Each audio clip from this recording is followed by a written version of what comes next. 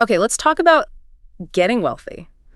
Achieving that real financial sovereignty. If you ask most people how to do it, they'll probably point to credentials, right? Like a fancy degree from a top school. Exactly. Or maybe some kind of inherent genius you're just born with. Yeah, we're definitely programmed, aren't we, to think wealth belongs to the smartest person in the room. Absolutely. And that, well, based on the sources we've been digging into, these sort of Machiavellian principles, that's the big lie. The foundational lie, you mean? Yeah. The reality seems to be that wealth goes not to the most brilliant, but to the strategically aware. You're strategically aware.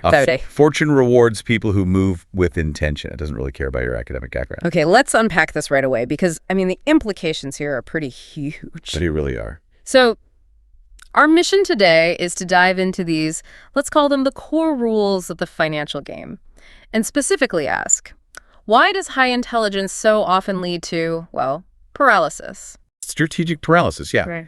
And then what are the actual behaviors, sometimes the awkward ones, the uncomfortable ones, that genuinely unlock those massive financial gains? Right, because we need to understand this isn't just about, grinding harder. No, it's about shifting the whole paradigm, Yeah. Moving from effort for effort's sake to ruthless strategic execution. And the sources have some fantastic anecdotes for this, right? To prove the point straight off. Oh, yeah. Incredible stories. I really like the one that opens one of the texts, the moment that kind of crystallized this whole idea for the author. The networking event. Yes. Attending this event full of high earners, expecting, a room packed with these super articulate, intimidating geniuses. But the guy who really stood out, just by the numbers he mentioned. He was completely average. Right. Totally unremarkable. He sort of stumbled through his presentation on stage. Lacked charisma, polish. Yeah.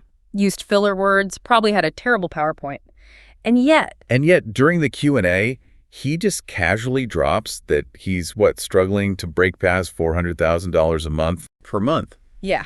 Struggling. That's the moment, isn't it? Where your whole idea of how the system works just shatters. Completely. When you realize someone who's arguably less polished, maybe less articulate, certainly not obviously sharper than you intellectually, can pull that much value out of the market. You just get it. Yeah. The problem isn't IQ. Exactly. The problem is not understanding the actual rules of the game. It's a perfect illustration. Wealth isn't just for the brilliant, it's for those who get the levers of power and, crucially, action. Which brings us right to that first principle, doesn't it? This idea that strategy just eats intelligence for breakfast. Yeah, and I think this is exactly where highly intelligent people trip themselves up. How so? Well, they're trained to see all the nuance, right? To calculate every tiny bit of risk. Right. They paralyze themselves. Yeah. In endless analysis, they only focus on what could go wrong, the potential loss. Precisely. So the intellectual type sees, infinite ways a new venture could fail. Yeah. They're obsessed with eliminating risk completely. Yeah. Which is impossible. Of course. But the Machiavellian type, they understand life is risk. So they approach it differently. They ask just one question. Okay, what's the question? Can the consequences actually destroy me? If not, proceed. That really shifts the focus, doesn't it? Dramatically. It moves from trying to avoid any failure, any mistake, to just making sure the failure isn't catastrophic. It's about taking those big swings. Yeah, but like you said, wearing a safety helmet. It's a pretty profound distinction, and it seems rooted in, power dynamics. Definitely. Modern education, it teaches us to analyze the world, but not really how to act on it. Interesting point. And the sources argue that wealth follows those who move before everyone else fully understands the terrain. You don't need to be a genius to execute. You just need strategic movement and timing. Exactly. Strategic movement and timing. But what about the person who's stuck waiting for that perfect clarity, that perfect plan? What does Machiavelli say to them? Oh, he's brutal about it. Absolutely brutal. His advice is crystal clear.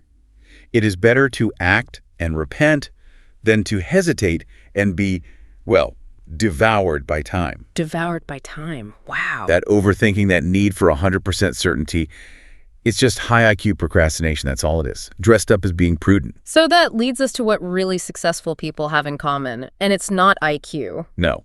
It's emotional durability. Emotional durability. That's the real secret ingredient. It's described in some sources as a kind of, almost a dumb faith in the grind. Dumb face in the grind. I like that. Yeah, coupled with the discipline to be strategically consistent, day in, day out. It's not about being clever. It's about being tough enough. Tough enough to show up when it's boring or embarrassing. Or when you're failing and not quitting. Yeah, that detail about making money without, perfect grammar. But having that ability to just endure the boredom, the embarrassment, the failure without giving up, that really sticks with you. It does, because intelligence without execution, it's impotence. Yeah. You just have to endure those quiet, often unpleasant parts of the process. Okay, so if action is key, what's the next huddle? Is it about timing? It's about psychological timing, yeah, and expectations. See, most people expect this steady, linear accumulation. Like a predictable trickle of cash as soon as you start putting in effort. Right, but the sources, they're very clear. The reality of wealth generation is different. Money doesn't trickle in. How does it arrive then? In sudden bursts, like seismic bursts, usually after long, dry droughts. Long droughts. So effort is like delayed currency. That phrase is perfect. Delayed currency. It's crucial. It means you're putting in work today. For a payout that might not show up for, 18 months? 2 years? Easily. And the person who can't survive that desert of silence, that period where effort feels totally unrewarded. They never reach the oasis. Never. Which really speaks volumes about patience, doesn't it? It does. Compounding doesn't just reward long-term investing in stocks. It rewards the person who can psychologically endure that silence longer than their competitors can stand it. If you control time, you control the long-term outcomes. And to control time, you often need obscurity. Is that right? That's what the sources stress, yeah. The more, let's say, revolutionary the wealth someone wants to build. The longer they have to operate without applause, without external validation. Exactly. Wealth is built quietly, in obscurity. Then it's revealed, often in shock. Okay, and this brings us to savings, the strategic role of savings, which I think is deeply misunderstood. Oh, completely. People see it purely as a way to become rich. But that's not the main point, strategically speaking. No. Savings aren't the destination. They're strategic fuel. They're about buying you time. Buying time. And unlocking aggression. We read about this concept, the break glass in case of failure fund. Right, the buffer. Yeah. And it's not there to buy luxuries. It's there to cover your basic life expenses. Rent, food. So you can take those big calculated swings. Without the desperation. Desperation kills good strategy. Every time. You can't act like a king if you're worried about next month's rent. Makes sense. That financial oxygen, that's what enables courage. Most people think they need more money to act. But what they actually need is the safety net, the buffer that lets them be brave and strategic. Exactly. And if we circle back to Machiavelli for a second, he noted that, look, all courses of action are risky. Okay. So prudence just consists in choosing the least dangerous ones. So, based on our research, what is the most dangerous course of action right now for most people? It's staying put, remaining in the perceived safety of a job that offers zero real upside potential. While years just tick by. And your financial possibilities just shrink and shrink. That's stagnation pretending to be security. And that perceived safety, that often pushes people towards the next big trap, doesn't it? The illusion of effort-free wealth. Oh, yeah. Passive income. The dream. I love that specific painful example from the source about jumping into real estate. Oh, the rental property disaster. Convinced it was going to be passive, right? Buys this rental property. Only to lose, what was it, $20,000? And wastes months managing tenants, leaky pipes, lawyers. It's just passive income isn't passive. It's absolutely not. It's the reward for active competence, gained over years. Exactly. Investing is the second game. You have to master the first game, making money, solving problems, before you try to protect and multiply it. Every asset demands skill, vigilance, experience, no matter how hands-off it looks on paper. It always does. So, okay, if the world doesn't pay for effort or good intentions, what does it pay for? Value. Money chases value. The goal has to be becoming genuinely irreplaceable. Solving problems that other people can't or maybe just won't solve. And this is where that mentor advice comes in, right? Forget the hustle, be the best. Yes. How does that work tactically, though? Well, excellence generates its own gravity. Think about the personal trainer example. The one who dominates a specific niche. Yeah, say knee injury recovery for endurance athletes. They don't have to hustle for clients anymore. Clients just orbit them. Because of their reputations, they're proof of tangible transformations. Reputation becomes a more potent weapon than marketing spend. Much more potent. But, okay, how do we define value then? because you might think you're solving an important problem. But if people won't pay for it, it has zero market value. Right. So value is always relative to pain. A solution's value is tied directly to the degree of pain it removes or the pleasure it delivers. And the contrast between those two companies in the sources, that highlights this perfectly. Yeah, let's dig into that. It was a great comparison. So first, you had the promising sauce company. Smart people, well-funded. Solving a minor operational inconvenience for small businesses, like a little bit of friction. But they failed to get traction. Why? Because it was a non-urgent problem. It was a nice to have. So they end up competing just on price and features. Okay, contrast that with the other company, the protein bar. Right. Explosive success. Why? Because their bar wasn't just, tasty. It specifically targeted urgent physical pain points. Gut issues, bloating, the awful taste of most healthy options. Things people actively suffer from. That's the pain principle right there. People are fundamentally driven to eliminate pain. A solution that removes friction from a debilitating physical issue or a major financial one.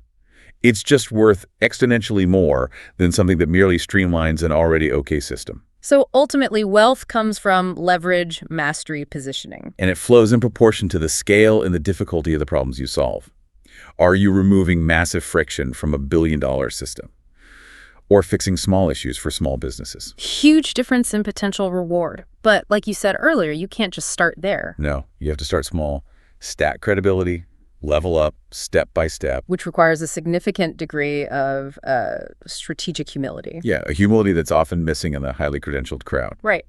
Look, there's no nobility in staying broke. Mm-hmm. But there is immense strategic value in delaying your pride to gain power later. The man who refuses to do the low-status work at the beginning. He stays poor forever. That's the argument.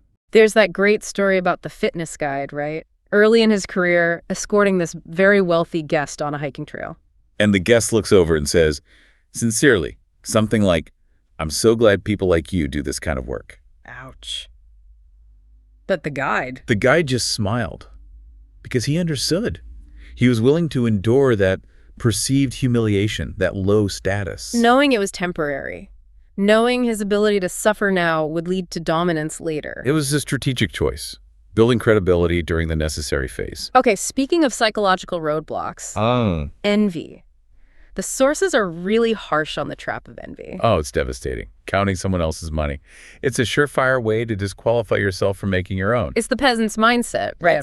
The wealthy understand abundance generally isn't zero-sum. There's that story about walking away from a massive deal. Because a partner whispered that the other side was going to make like $500 million. Yeah. And the feeling of being shortchanged, even though he stood to make tens of millions himself. It overrode the strategy. Envy literally cost him a fortune. Envy becomes a tax on your strategy.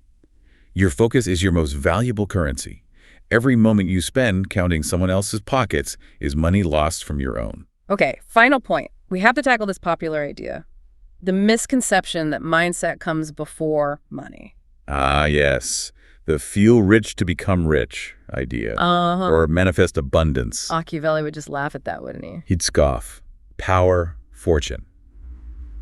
They aren't manifested. They have to be seized through exertion. The sources are so direct here that mentor's hard truth really stuck with me. Which part? The mentee was reading every self-help book, trying to change his mindset, even like giving groceries to the homeless to feel abundant. Trying everything except the hard part. And the mentor just lays it out.